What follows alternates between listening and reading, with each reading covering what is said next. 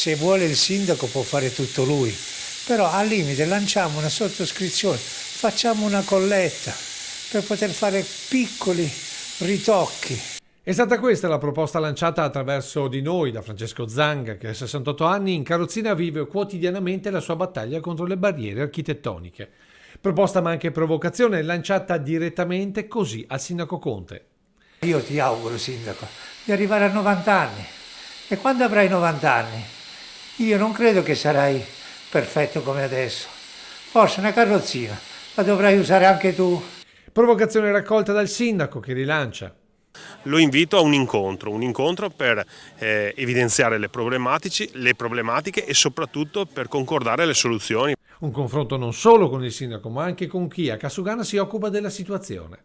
Incontriamoci, lo possiamo fare anche insieme al disability manager, non è una questione economica, è una questione di idee e di proposte. È proprio sul risvolto economico che il sindaco assicura fondi, ma contemporaneamente appoggia l'iniziativa della raccolta fondi antibarriere per disabili.